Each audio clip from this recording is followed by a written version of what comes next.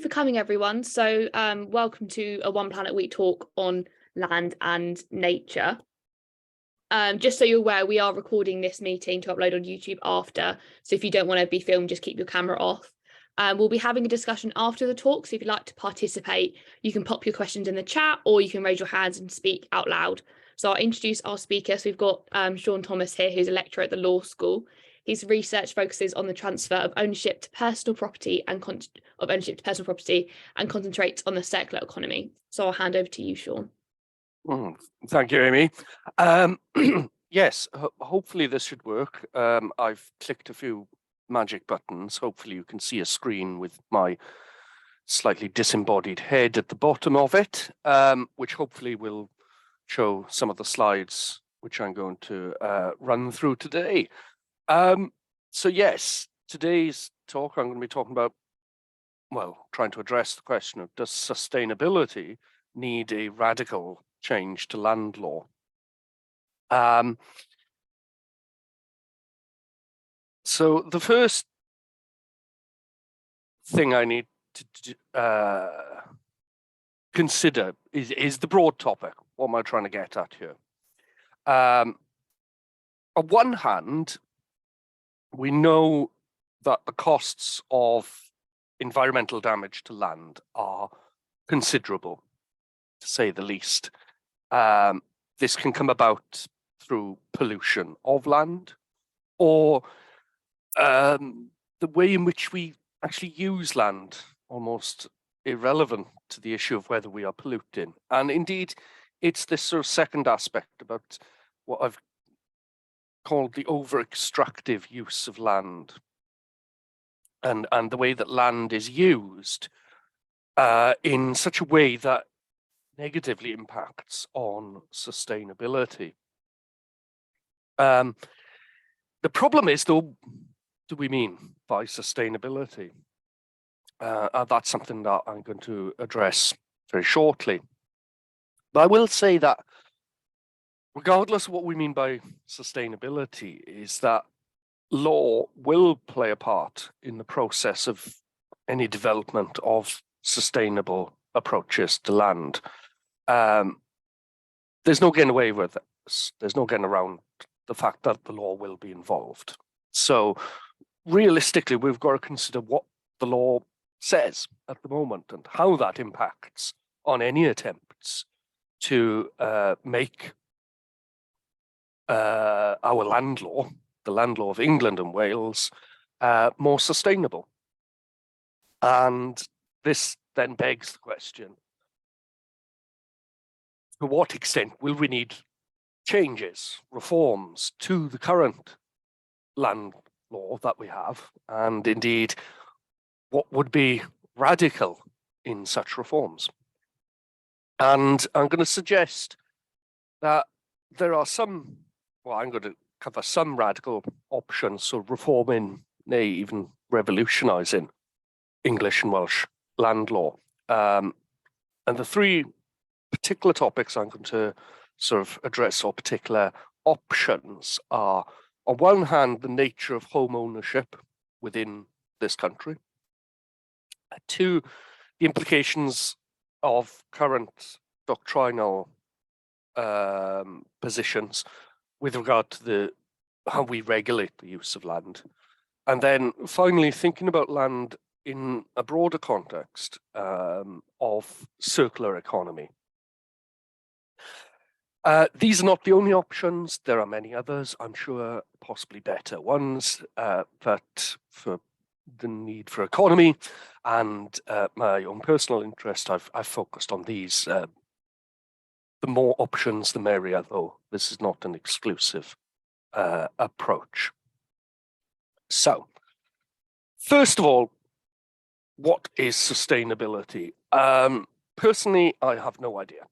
I'll admit that. I don't think that's necessarily going to be controversial, other than the fact that I admit that I know nothing about something might be unusual for those who may know me. I'm not entirely sure what sustainable means in any meaningful sense. It seems like a topic that could, or a concept that could mean whatever it whatever the reader wishes it to mean. Does sustainable, for instance, mean keeping things the same? Does it mean change? What about sustainable development? Is that an oxymoron? These are broad questions that can be asked, and indeed are being asked and throughout a wide range of academic disciplines. I'm not really going to attempt to define sustainable in any sort of precise or meaningful sense. What I am going to do is borrow heavily from a forthcoming piece by Lorna Fox O'Mahony and Mark Rourke in their forthcoming book on property law and theory. This is a paper that Professor Fox O'Mahony very kindly let me know about very recently, which I wasn't aware of before I thought of this topic. So I can only, as I say, give an outline of their view, and hopefully they will be able to, hopefully they will correct any flaws, one hopes in my overview of their assessment and their exposition. But what they do in their forthcoming chapter, it's entitled Speculation, Squatting and Sustainability. They identify 4 sustainability sub-themes to guide land law research. And these themes are, number 1, sustainable land use. Number 2, sustainable social relations. Number 3, sustainable institutions. Number 4, sustainable communities and cities. These sub-themes are then, they connect them up to the UN's Sustainable Development Goals, which are a list of, I think it's about 30 different goals which the UN set out as being goals for development that would be sustainable. And they include such goals as zero hunger, clean water and sanitation, affordable and clean energy, industry, innovation and infrastructure, responsible consumption and production, climate action, life below water, life on land, good health and well-being, education, gender equality, decent work and economic growth, peace, justice and strong institutions, and so on and so forth. So there are multiple ways in which we can think about sustainability, and there are multiple ways in which we can mix and match and formulate and reanalyze and taxonomize the various different goals and themes that we wish to express in terms of sustainability. Fox O'Mahony and Rourke say that, and I quote from their work, sustainable land use strategies seek out synergies between the social, environmental and economic dimensions of land use, balancing natural and social capital needs with the imperatives of financial capital. And that, I think, is a good start. There needs to be a way or ways by which we can address the needs of sustainability with the necessary financial context which we live in and which land law as a system operates. And therein lies the difficulty in attempting to balance sustainability with current land law in this country. I will say this task will be probably unachievable, unfortunately so. I think fundamentally that there is no way there is going to be any radical reform of land law. The interests that are involved are simply too deeply entrenched at both legislative and judicial levels. The courts are, very generally speaking, not particularly well disposed to altering long-standing law, long-standing doctrine relating to land. One of the classic illustrations of this was the House of Lords in the 90s refusing to overturn a precedent from 100 years before, the case of Osterbury.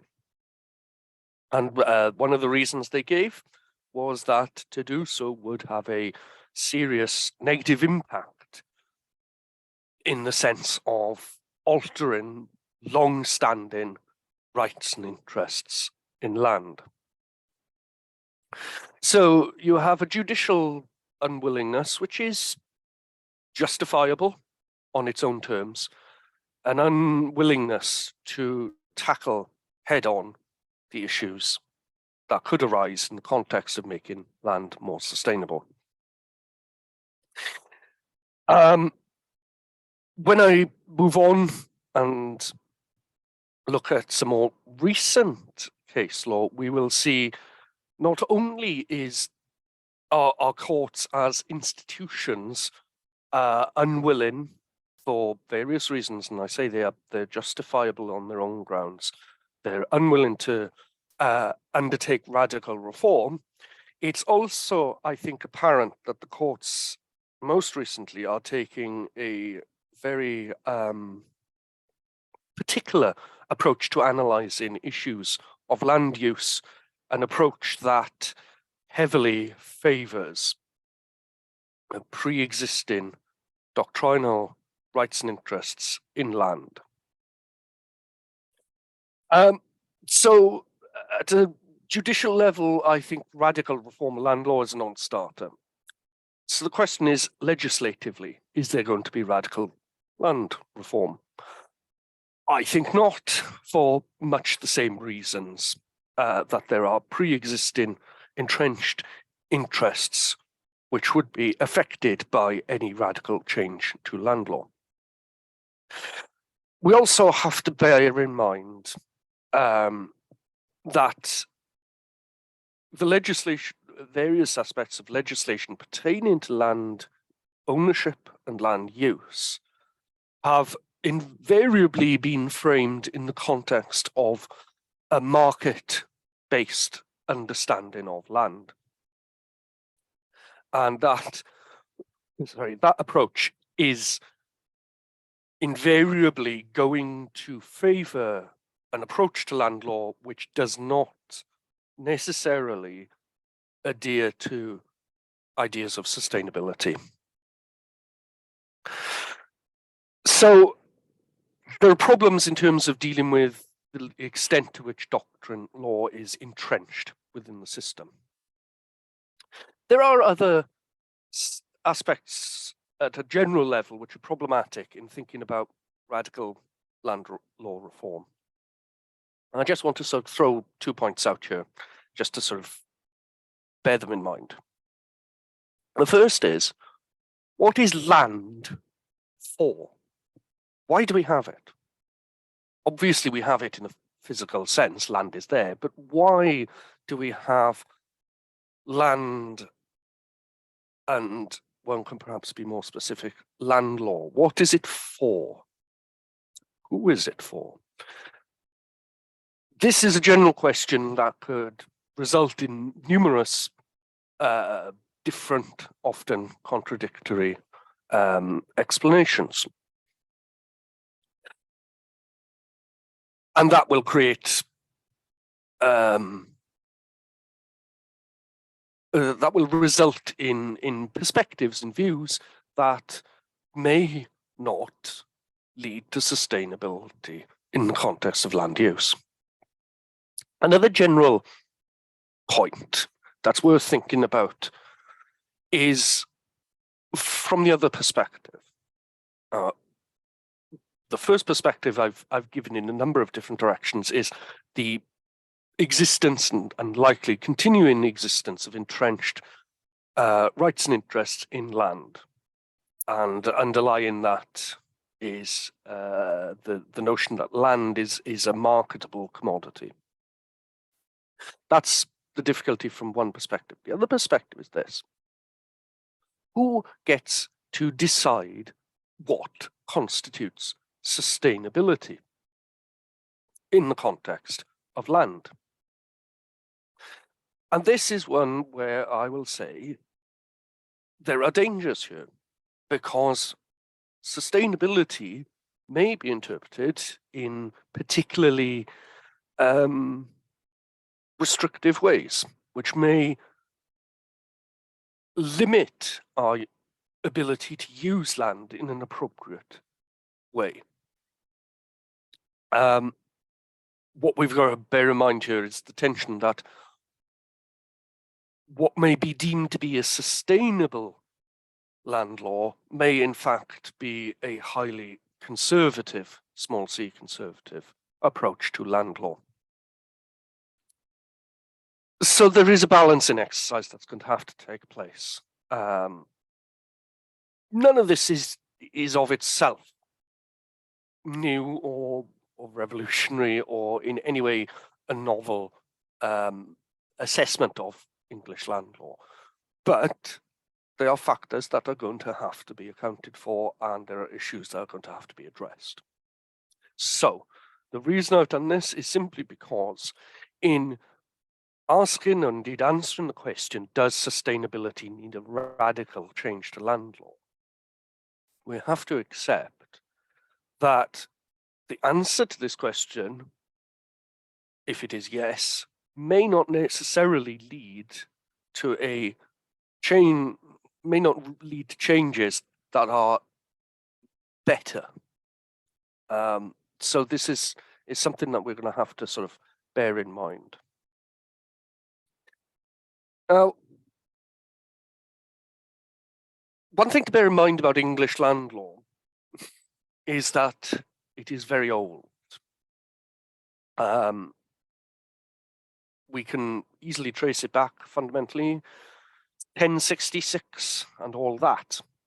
What we have now as a system of land is a evolution through over the last millennia of ways of controlling and using land.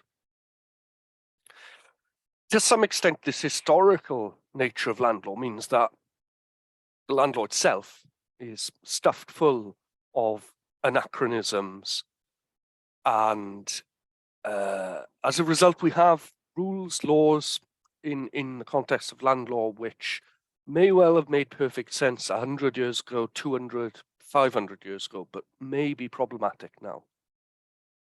This is a general problem with land law and a general problem with any system of law that has been developed over time.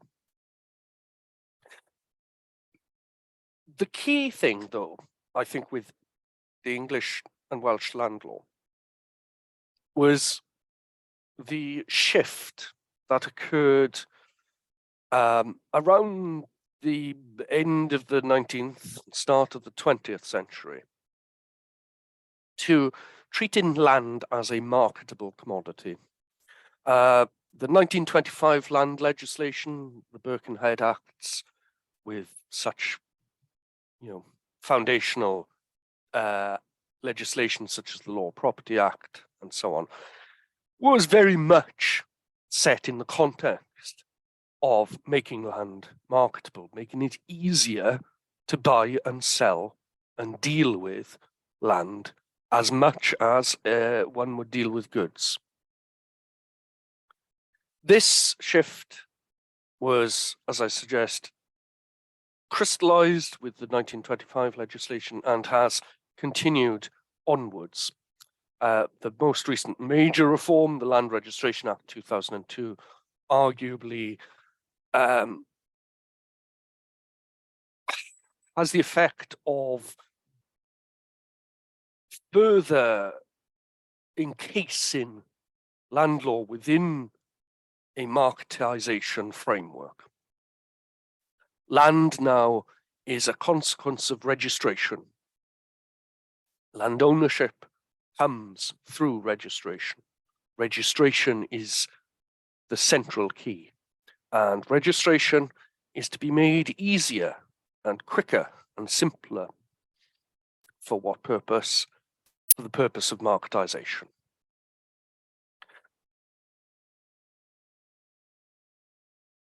And this legislative framework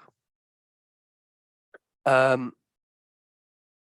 the effect then of treating land as marketizable, and as a result, the law itself, and fundamentally the lawyers who work within the law, invariably end up seeing land primarily through its exchange value, rather than its value as a useful thing.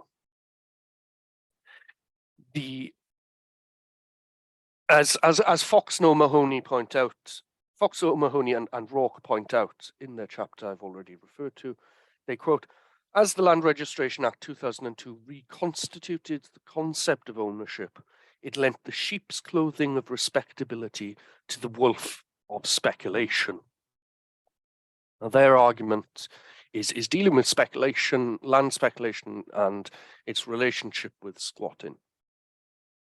I'm not going to be talking about squatting, but I think their point is a valid one across all forms of critique of land law, that the system that we have enables and indeed enhances a speculation approach to land ownership, whereby land is treated merely as an investment with the aim of obtaining a profit from the resale of the land or interests attached to the land at a later point.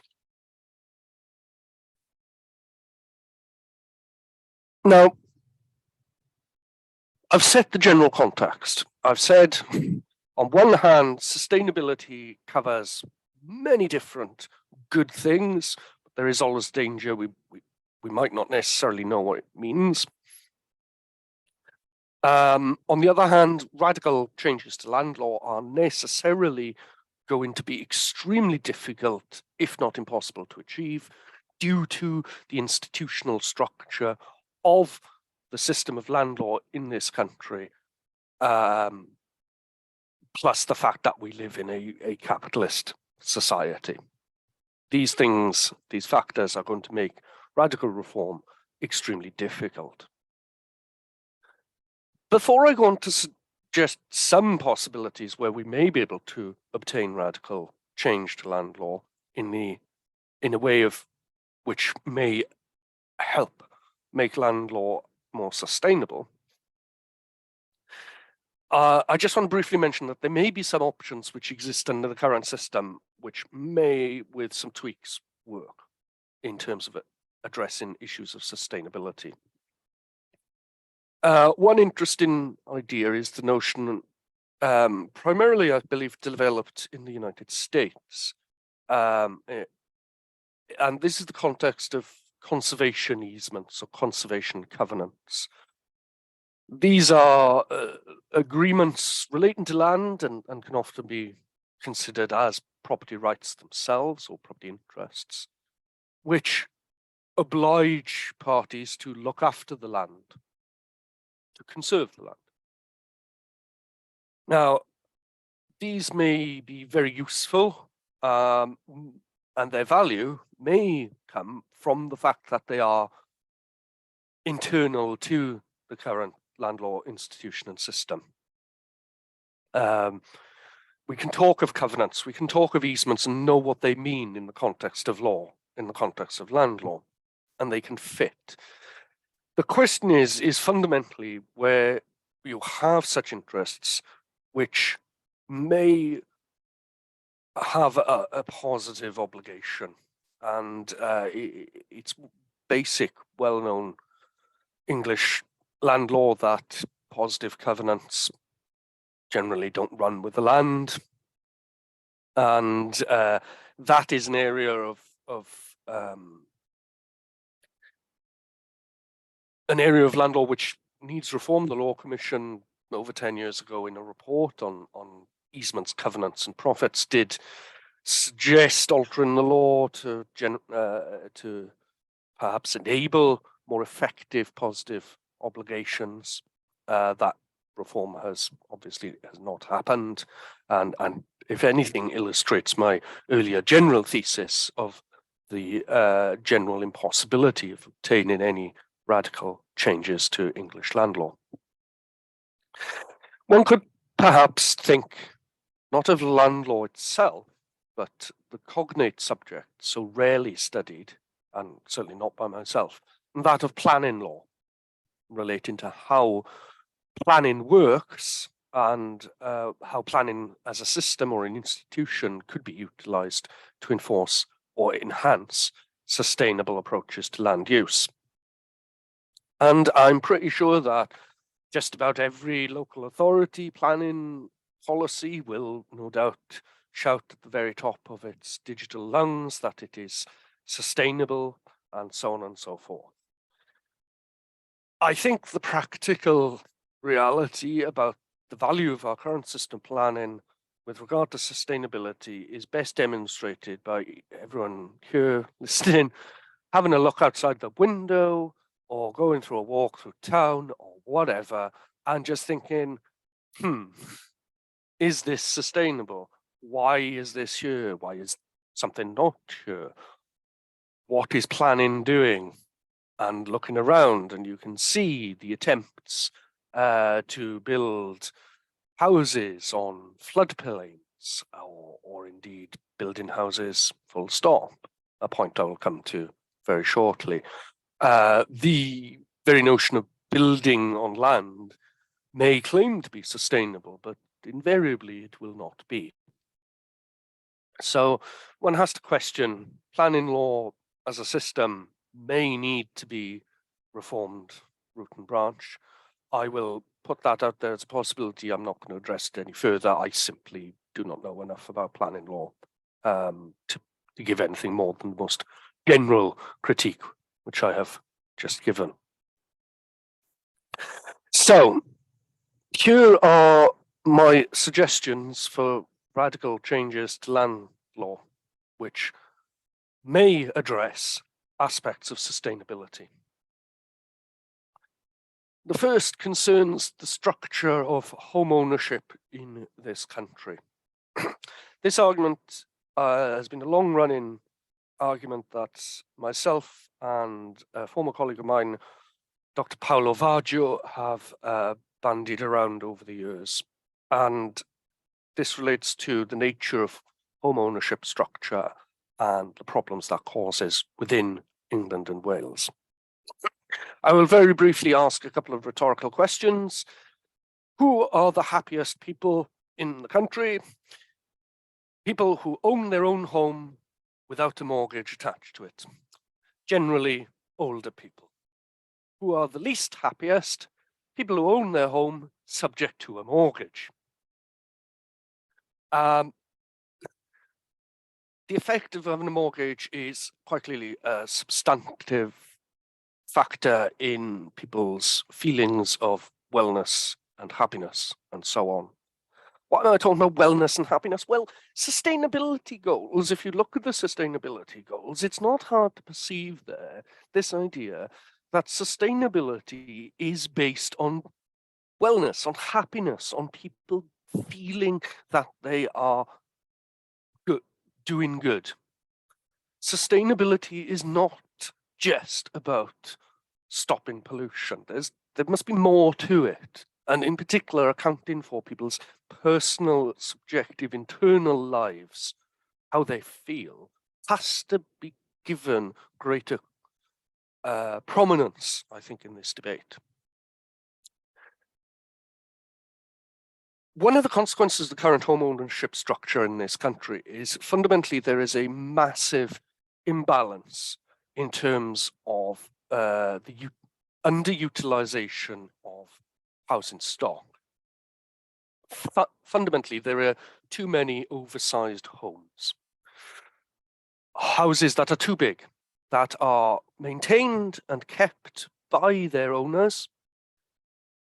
And I will put out this almost stereotypical perception, but one which statistics bear out to be an accurate representation, which is where one or two people are living in a 5-bedroom house that used to be a family home, and they're now just rattling around in their 70s and 80s. What to do? Well, one radical solution that myself and Dr. Varjo have contemplated, and it is extremely radical, so radical that we have been called respectively both Marxists and fascists at the same time. And this is the radical solution to retire property. That is, people should not be entitled to retain homes that are inappropriate for their usage. And fundamentally, one way of dealing with this in retiring property is to contemplate use over time. And this is essentially this idea that one should not be able to own a home permanently. This is an extremely radical idea, but it is one which Paolo and myself think actually will fit within current property institutions. Drawing on law relating to expropriation, compulsory purchase, if you will, one can see that the law has the capacity to engage in such radical action. The law as an institution will work to undertake this radically. There are a number of aspects to this proposal, and I'm happy to discuss them further if people wish.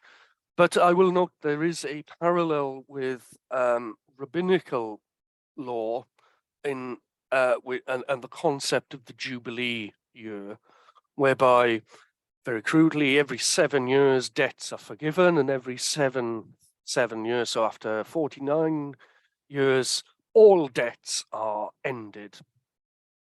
And things go back to where they were.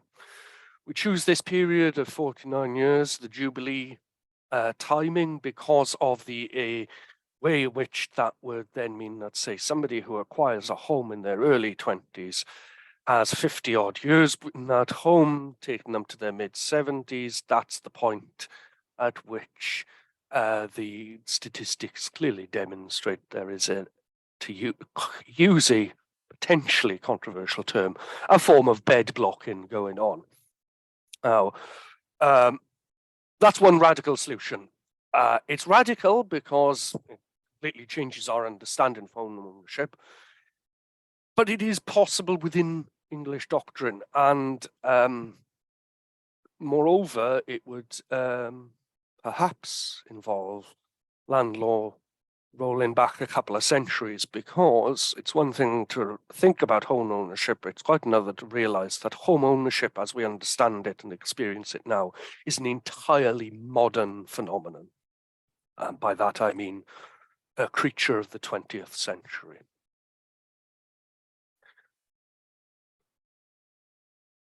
The radical solution of retiring property, of essentially taking away people's homes, may be too much for some to bear.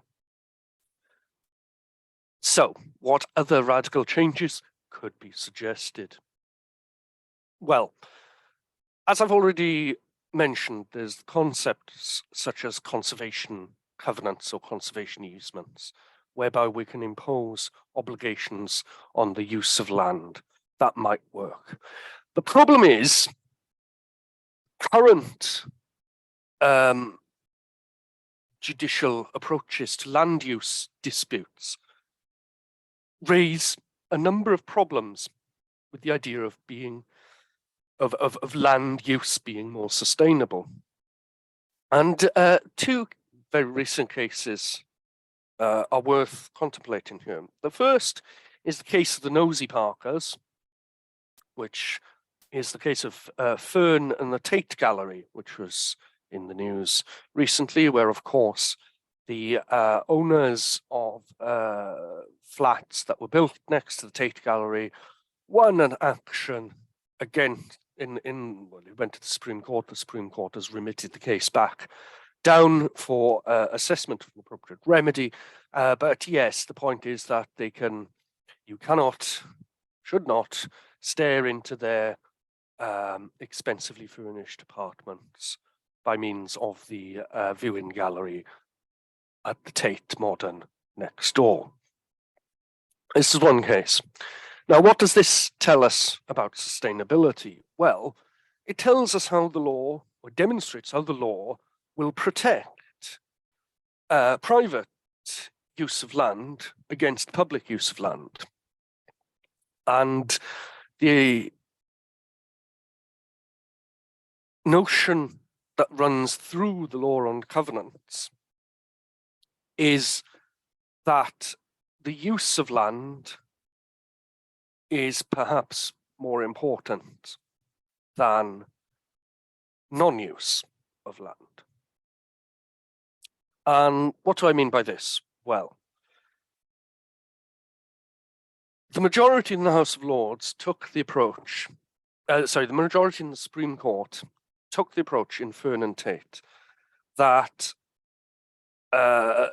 since there was an infringement of people's rights, specifically their rights not to be observed on a continual basis in their flats, this right would take precedence over the right of the Tate Modern to use their land as they wish. And the way in which the law sets out that you are to protect your use rights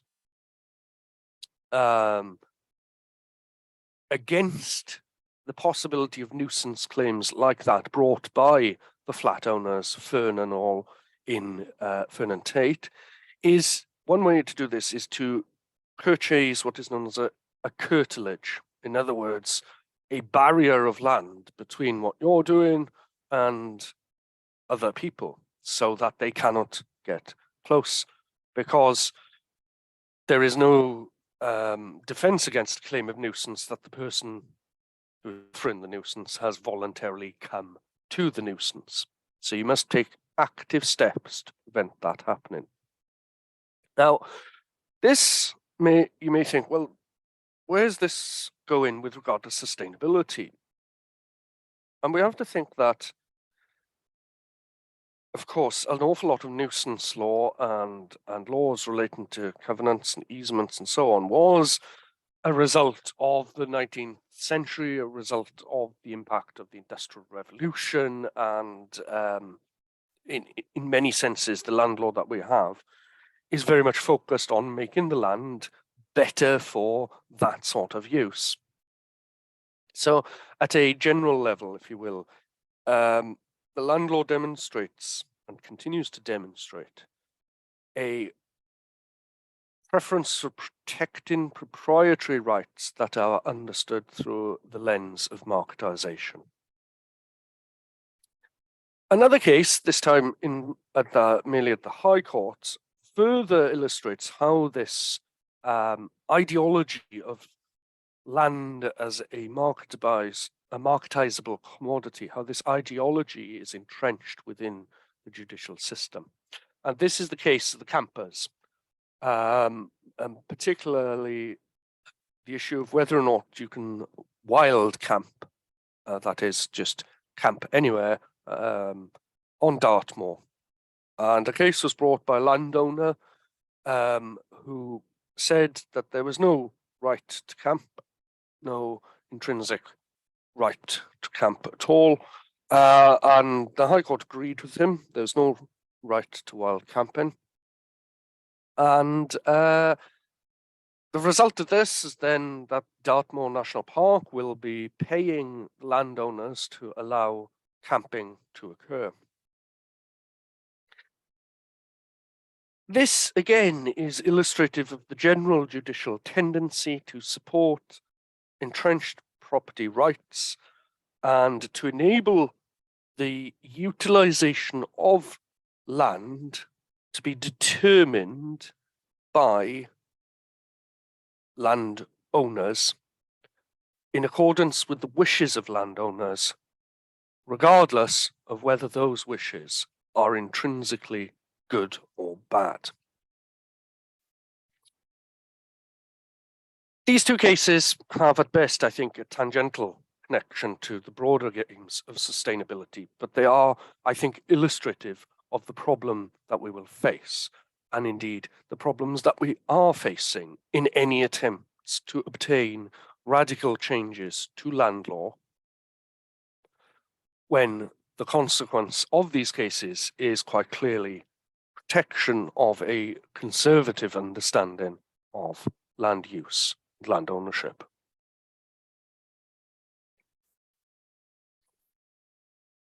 I've talked for a lot, so I'm going to come to an end. And my final point concerns circular economy.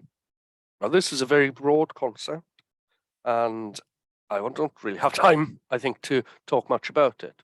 But the circular economy, very basically, is the idea that instead of merely taking something, making it, and then disposing of it, a circular economy is designed so that products can be reused, recaptured, and reintegrated back into the economic world, and thus avoiding waste and pollution.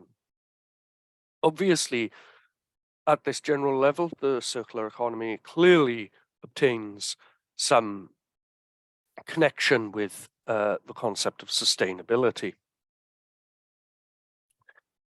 There is a focus in the context of circular economy discourse on tangible things, on goods, as opposed to land itself. There are some notable exceptions, but generally speaking, circular economy tends to focus on goods. I think, though, that there would be considerable value in land lawyers contemplating what a circular economic land law might look like. Its ideas of reducing or eliminating waste are, I think, fundamental to sustainable use of land. And this is vital when we acknowledge, as we must, that the greatest source of waste and the most problematic source of waste by volume in this country is construction waste. Not only is it extremely unsustainable to construct buildings using materials such as concrete and steel, but that when such buildings are destroyed for whatever reason, often the remnants of the building are effectively non-recyclable.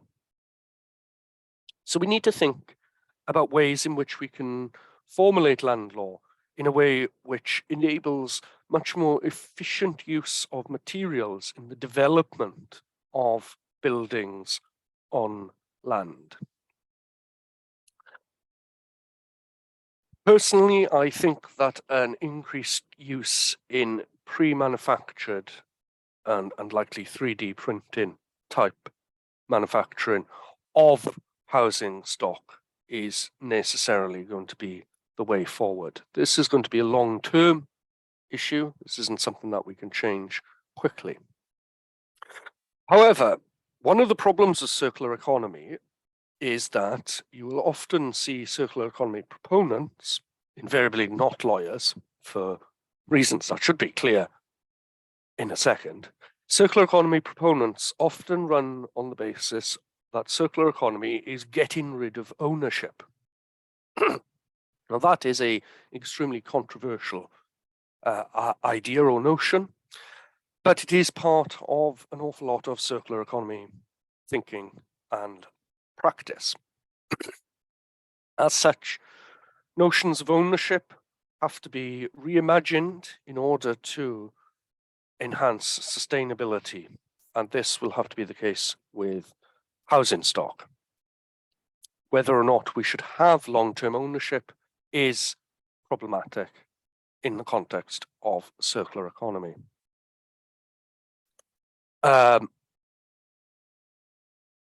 So I shall bring it to an end there, and I will give this final thought. Does sustainability need a radical change to land law? Yes.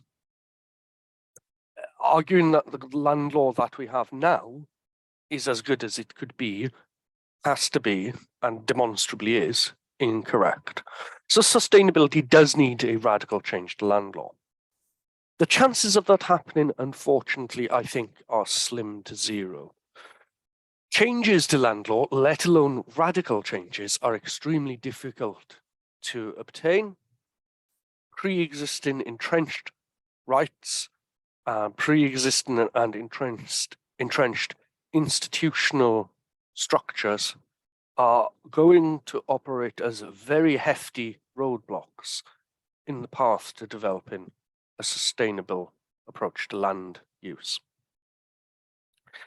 Some of the problems may be addressable using the current doctrine, but in doing so, we must be aware that the use of land and how we use and manage land is invariably framed within a financial contextualization, which is expressed through the marketization of land.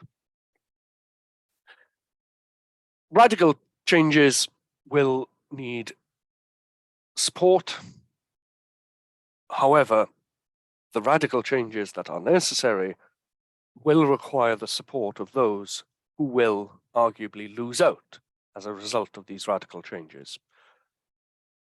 As such, I feel that I have to end this talk on a sad note, is that the answer to the question is yes. The likelihood of any change, though, is a no. And that, unfortunately, is that. I think I will stop at this point and will happily have it if anyone has any questions. Perfect. Thank you so much. I see a couple have come up. I've seen a couple that have come up in the chat, which I can address as well, or I will attempt to. Yes. If anyone does have any questions, I'm happy to ask them. Perfect. Yes. If you want to put them in the chat, or feel free to put your hand up. So the first one we've got is from Lydia. So do we know how many homes do we have in the UK and how many households? If so, what are the figures, please?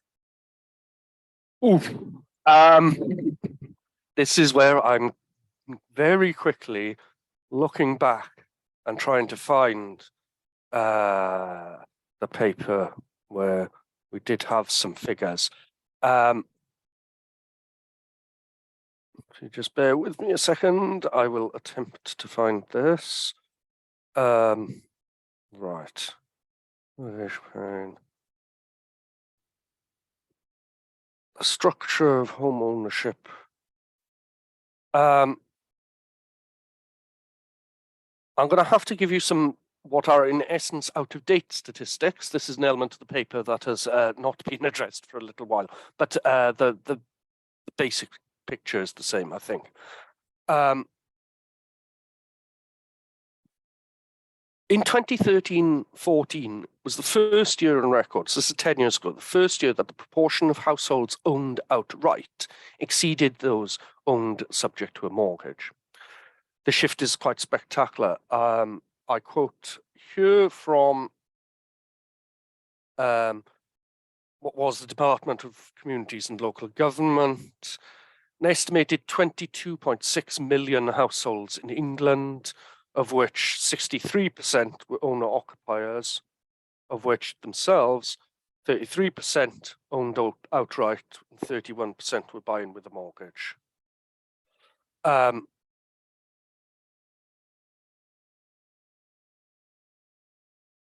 So we are talking about millions of households and millions of homes, if they are different things. So we're talking vast numbers. And Yeah, the exact specifics, the question appears to have disappeared. The specific question, it appears to have disappeared, and there's a reformulated one by Lydia, which I will try to get to as well. But unfortunately, I can't give you anything more specific. The statistics are likely to be available, but we're talking millions of houses. Lydia's second question, which I will take now because it's a sort of subset, she asks, do you know or can we tell how much retail and commercial space has expanded since, say, 1970, or what the increase in retailer space? I'm pretty sure we could. I'm going to say, unfortunately, I can't tell you. I simply don't know. In some respects, there may have been increases in commercial and retail space, in others, less so.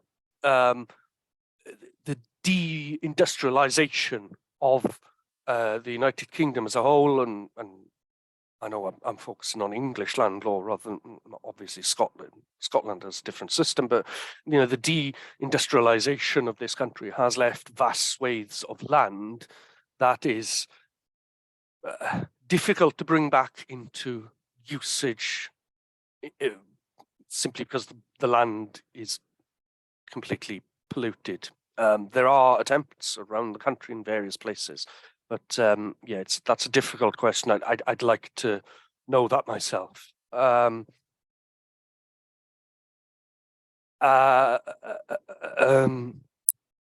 And then I will. I know, Lydia, you just asked another question, which is great, and I will address it because it's very simple.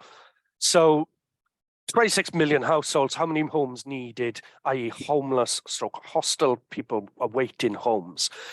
Yeah, the number of people who are homeless is quite small because a lot of people aren't classed as homeless. They are in precarious living situations.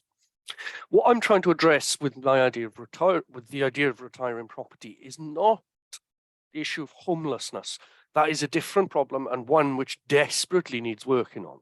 What I'm thinking about is the structure of housing across society over these 25 million plus households.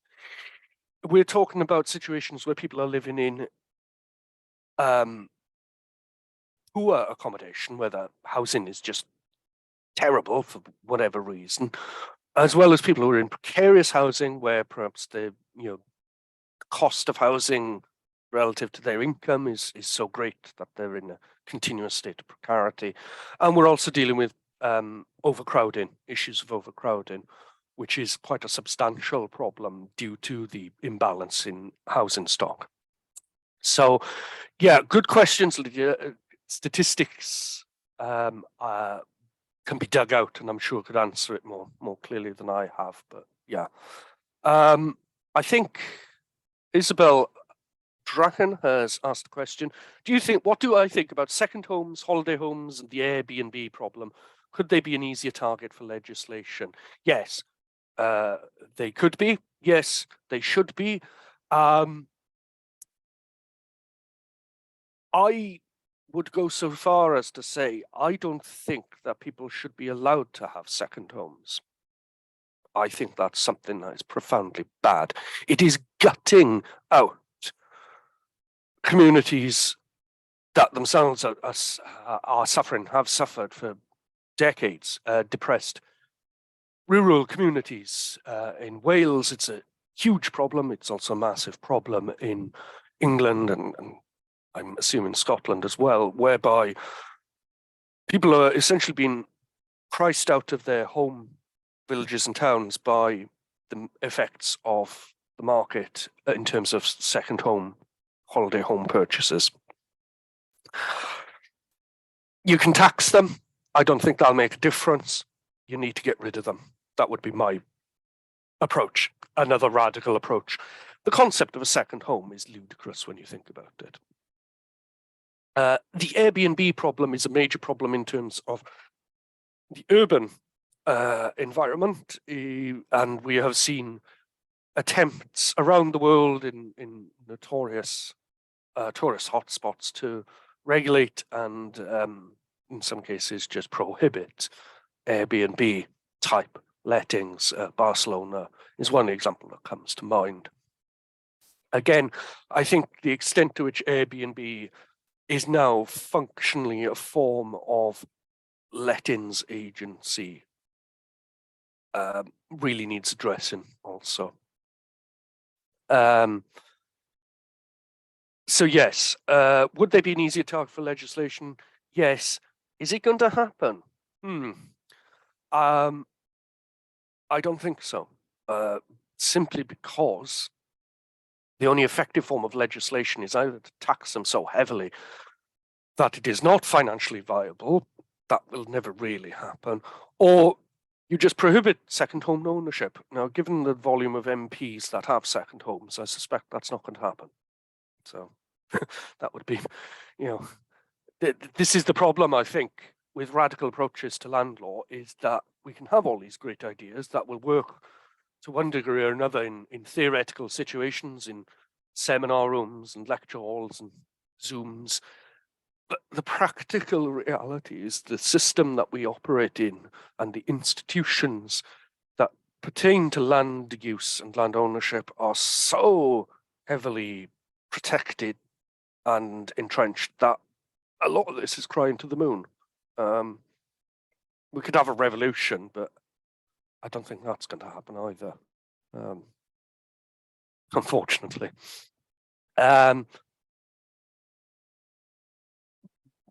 Another question, just the Airbnb problem, just for clarification, this is where, and this is a major problem in major cities, where essentially housing stock is just continually let out on short Airbnb loans, because for a landlord, they can make more money renting the house out on a week, for a week's rent.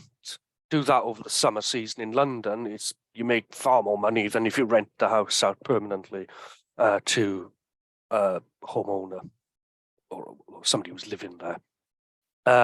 So yeah, that is a major problem, and it's a problem, but it's also just a reflection of the marketized nature of land as a commodity. So yes, I think those are the questions that have been asked. I think, is there another? Have I just got rid of the chat? Unfortunately, yes. Yeah. So Airbnb, as somebody has put in the chat, Airbnb deprives people of secure homes. Yes, I think it is a factor in these things. If you have a system which allows land to be treated as a marketized commodity, and you exist within a capitalist system, you are going to get people who are going to realize that profiting from land ownership can be achieved through a very intensive roll-in use of the land in terms of accommodation. So yeah, the Airbnb problem, I think, is just reflective of the current system within which we operate. Yeah. Any other question? Anyone have any other questions? I'm happy to keep talking.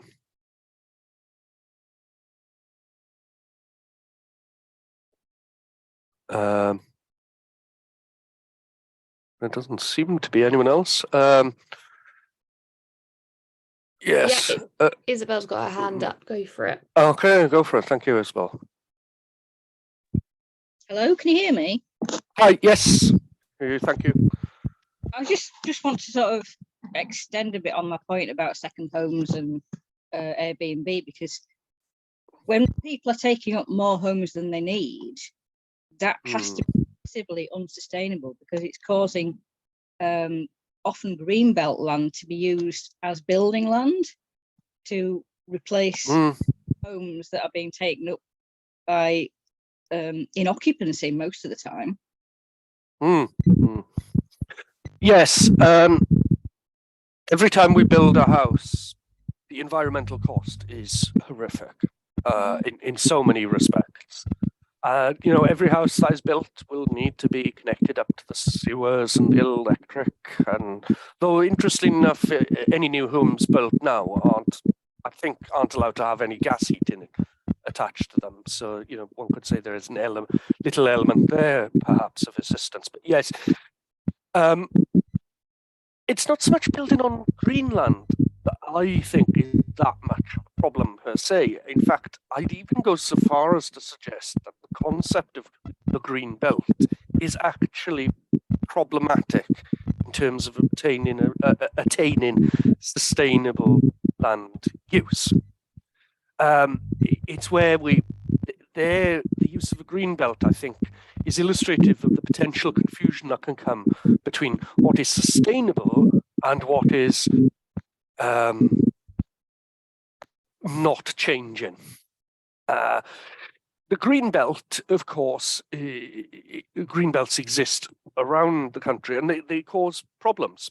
York, where I live, is a classic example of a city that is been hammered in terms of the house pricing, and one of that is extremely difficult to build housing because it's surrounded by so much green belt. There's not much land to build on.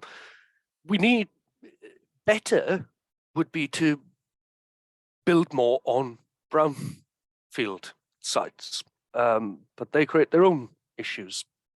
Some of them may well be heavily polluted, for example.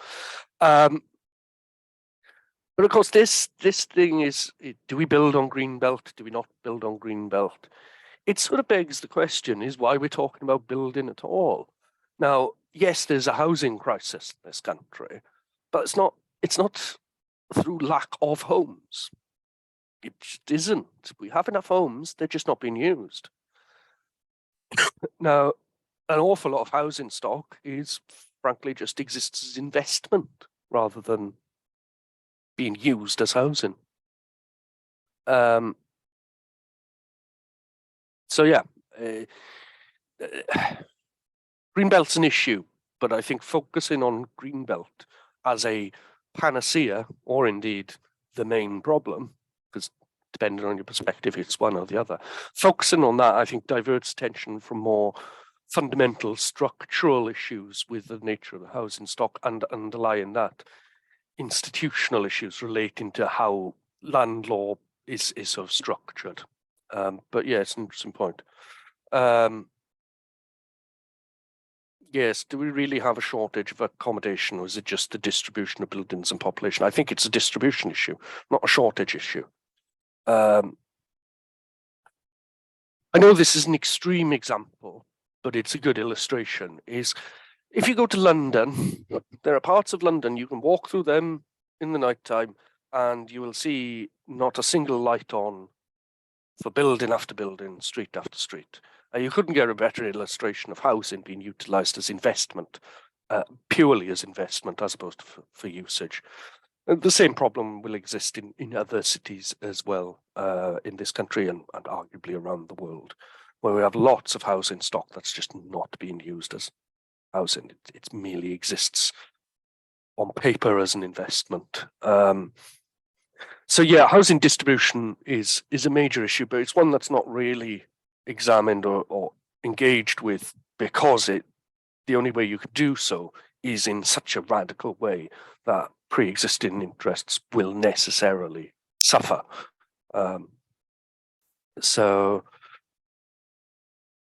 yes, just to thinking about shortage of accommodation and that, again, I note, and I've got myself to the most recent English household survey, but I'll have to go through that, but I'm just going to quote here from the one that was 10 years ago. And it says that half of all owner-occupiers were under-occupying their home. So the vast majority of people owning their homes are under-occupying. And that creates a huge problem. And it's more interesting to think, well, often one might say, well, we could use the tax system to do that. Now, I don't think that's really a good idea, because when you start to tax high value assets, you tend to find that people get very good at making them less susceptible to taxation. Taxation is not going to be the not going to be an ideal response to problems that are not caused by taxation in the first place. So yeah, land use in terms of household use is clearly currently a system whereby a lot of people are losing out due to the nature of the land law system, which really does support and enhance a particular construct of home ownership, which is overly solid, needs to be more fluid.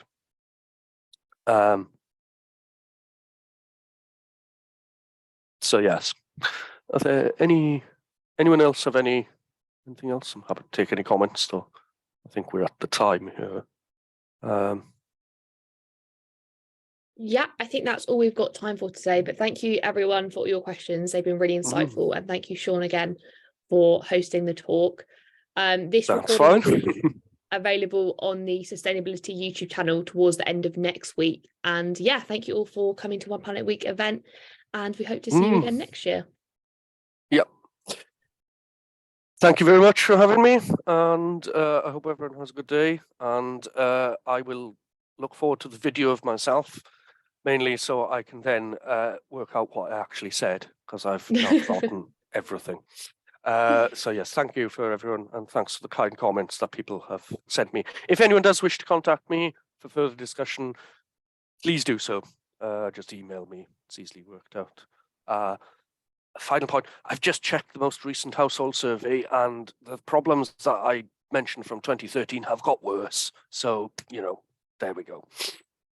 So yes. Thank you. Okay, thank you, and I think that's bye for now.